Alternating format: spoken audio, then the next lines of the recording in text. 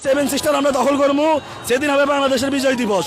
যেহেতু গতকালকে 16 ডিসেম্বর গেছে, ভারত দাবি করছে না ভারতের বিজয় দিবস দাবি করতে পারে, কারণ তাদের কাছে আত্মসমর্পণ করছে বাংলাদেশে পাকিস্তানি সেনাবাহিনীরা, আমাদের কাছে তার করে নাই। তাহলে আমরা সেই বিজয় দিবস কেমনে পালন করি? এসব তো মিলাইতে পারি না। সবকিছু ফেস লাগাই দিচ্ছে শেখ মুজিবে, এই শেখ পরিবার সব লাগাই দিচ্ছে। বিষয় হচ্ছে বিয়ে করছি আমি, বাসর করছি আমার লগে এবং আমার ক্যাম্পে শেখ মুজিবের আওয়ামী লীগ প্রত্যেকটা সেক্টরে এই ইতিহাসের পেছ লাগে রেখে দিচ্ছে। শেখ মুজিব তো নিজে কোনো যুদ্ধ করেই নাই, তার পরিবার তো করেই নাই, তারা আর উল্টা ইতিহাসকে বিকৃত করে রেখে দিচ্ছে। কাজে প্রকৃত ইতিহাস আপনাদের সামনে, আপনারা মিডিয়ার বাইরে যারা আছেন তারা তুলে ধরবেন। ভারতের যে টেকনোলজি বুঝেন, ভারতের ডাইনামে যারা আছে, খালি একবার যুদ্ধ লাগলে চীনে খাম চাইবো, পাকিস্তান খাম চাইবো, ভুটান নেই, সবাই খাম চাইবো, আমরাও খাম চামো। ভারত আমগুলোকে পারবো না, ভারতের হ্যান্ডন নাই। ভারত খায় এলো গরুর গোমূত্র, আমরা খাই গরুর গোস্ত।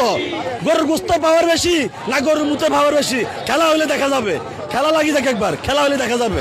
আমি ছোটকাল থেকে 16 ডিসেম্বর বিজয় দিবস পালন করছিলাম। কালকে হঠাৎ করে দেখি যে মোদি দাবি করছে তাদের বিজয় দিবস, আরো অন্যান্য ব্যক্তিরা দাবি করছে তাদের দেশে। যখন আমি একটু গাড়াগাড়ি করলাম, দেখি আত্মসমর্পণ করলো না কার কাছে। এখন আমি গাড়াগাড়ি করে দেখি যে আত্মসমর্পণ করলো ভারতের কাছে। তো যুদ্ধটা করলো কে?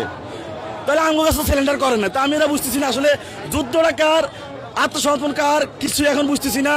মানে টোটালি একটা ফেস লাগাই ধুয়ে দিছে এটা শেখ মুজিবের গাদ্দারে। এই গাদ্দারে ক্লিয়ার করে না, আবার এই গাদ্দার যুদ্ধের মধ্যে ছিলও না।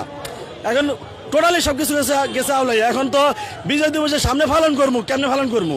কারণ আমার কাছে তো পাকিস্তানি কেউ সিলিন্ডারই করলো না, আত্মসমর্পণই করলো না, করলো ভারতের কাছে।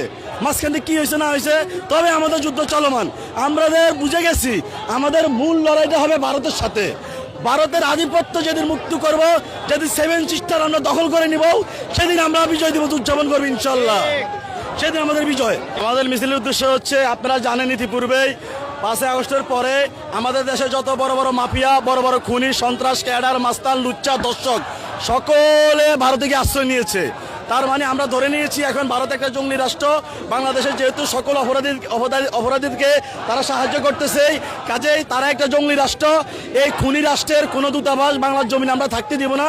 বিগত 17 বছরে এই ভারতীয় গোয়েন্দা সংস্থার এই দূতাবাসের মাধ্যমে বাংলাদেশে অনেক গুম হত্যাকাণ্ড ঘটিয়েছে। ইলিয়াস আলী সহ এরকম অনেক ফিগারকে তারা হত্যা করেছে। কাজেই এরা জাতির সামনে, সারা বিশ্বের সামনে আজকে স্পষ্ট, ভারত একটি সন্ত্রাসী রাষ্ট্র, জঙ্গলি রাষ্ট্র। এই রাষ্ট্রের দূতাবাস বাংলার জমিনে আমরা থাকতে দেব না, দেব না, দেব না।